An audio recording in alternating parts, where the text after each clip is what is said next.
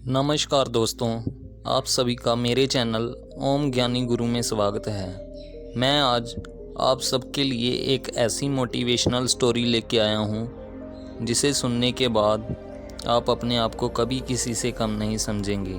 तो चलिए बिना आपका समय गवाए कहानी को शुरू करते हैं। दोस्तों, अपने आप को कभी भी किसी से कम नहीं समझना चाहिए।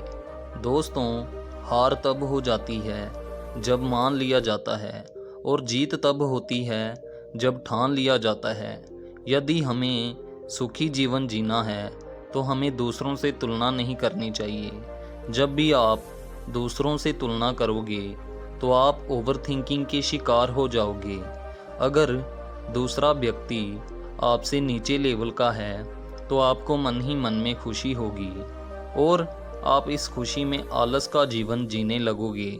यदि तुलना करने वाला व्यक्ति आपसे ऊंचे लेवल का है तो फिर आप अपने आप को नेगेटिव सोच में डाल दोगे। ये दोनों स्थितियां हम सभी के जीवन के लिए नुकसानदायक हैं। हमें अपनी वर्तमान स्थिति में संतोष करना चाहिए। इसका मतलब ये नहीं कि हमें आगे बढ़ने के लिए प्रयास नहीं करना चाहिए। जिस प्रकार चिंता और चिंतन दोनों शब्दों में अंतर है, ठीक उसी प्रकार आलस और संतुष्टि दोनों में अंतर है। यदि हम अपनी वर्तमान स्थिति से संतुष्ट हैं तो हम आगे बढ़ने का प्रयास पूरे मन से करेंगे और हमें उसमें सफलता भी मिलेगी। यदि हम वर्तमान स्थिति से संतुष्ट नहीं रहते हैं तो हमारा अन्य किसी भी काम में मन नहीं लगेगा और हम आगे नहीं बढ़ सकते हैं। इसीलिए जीवन में संतुष्ट और आगे बढ़ना दोनों एक दूसरे के सहयोगी शब्द हैं। आप सोच रहे होंगे शब्दों से हमें क्या लेना है। दोस्तों, मैं चाहता हूँ आप हमेशा जीवन में आगे बढ़ें। जब आप अपनी वर्तमान स्थिति से संतुष्ट होंगे तभी आपके अंदर एक आशावादी विचार उत्पन्न होगा।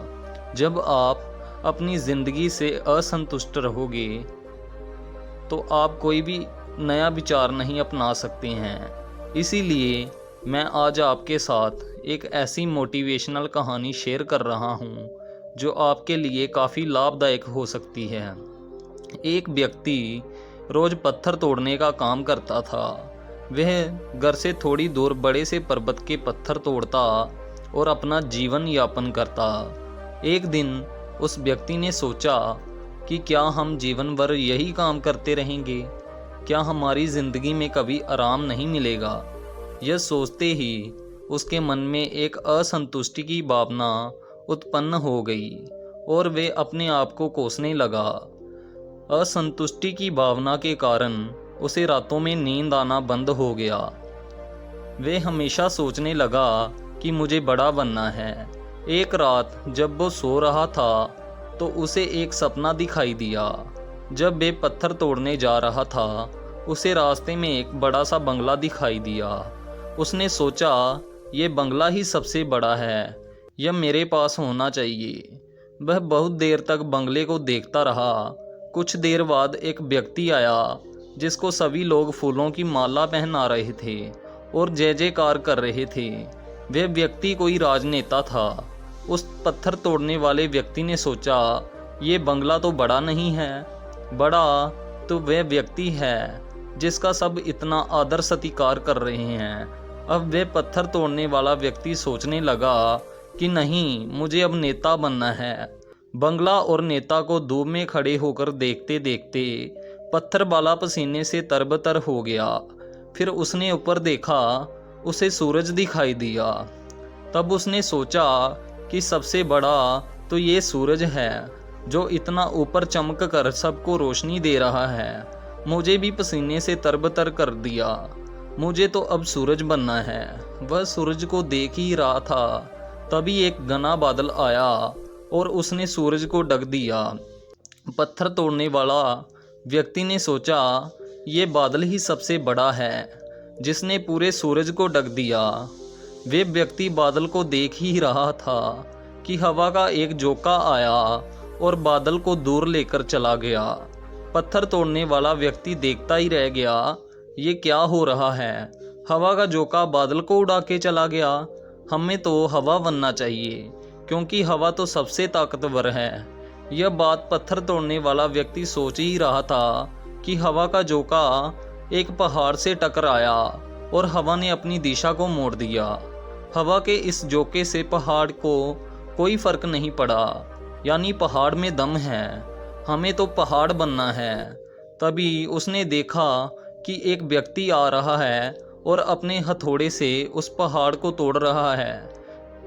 ये क्या हो रहा है? इतना बड़ा पहाड़ जिसने हवा के विशाल झोंके को अपना रास्ता बदलने के लिए मजबूर कर दिया, टस से मस नहीं हुआ, एक छोटा सा व्यक्ति तोड़ रहा है। व्यक्ति बार बार सोच रहा था, नहीं, ये नहीं हो सकता, ये कभी नहीं हो सकता, मुझे पत्थर तोड़ने वाला नहीं बनना है, किसी भी हाल में मुझे पत्थर तोड़ने वाला नहीं ही बनना है।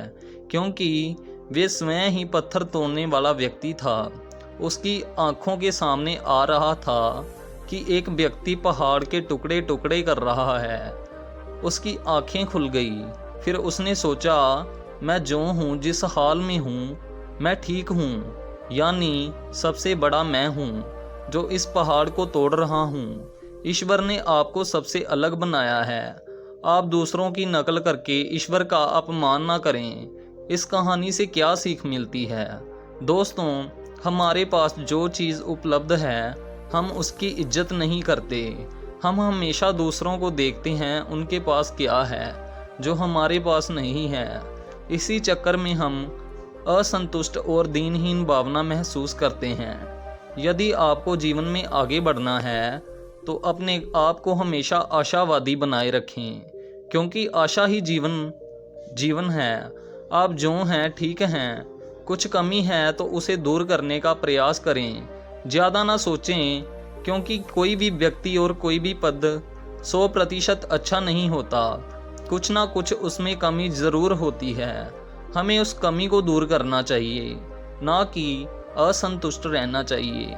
दोस्तों, आँखों में अगर हो गरूर तो इंसान को इंसान नहीं दिखता। जैसे ही छत पर चढ़ जाओ तो अपना ही मकान नहीं दिखता। इसीलिए आप जैसे हो, जिस हाल में भी हो, आपको खुश और संतुष्ट रहना चाहिए। जीवन में आगे बढ़ने का हमेशा प्रयास करते रहना चाहिए। आपको कभी रुकना नहीं है। दोस्तों, ठहरा हुआ पानी बहुत जल्दी गंदा हो जाता है और बहता हुआ पानी कभी भी गंदा नहीं होता। इसलिए आपको हमेशा पानी की तरह बहते रहना है और आगे की ओर बढ़ते जाना है। धन्यवाद।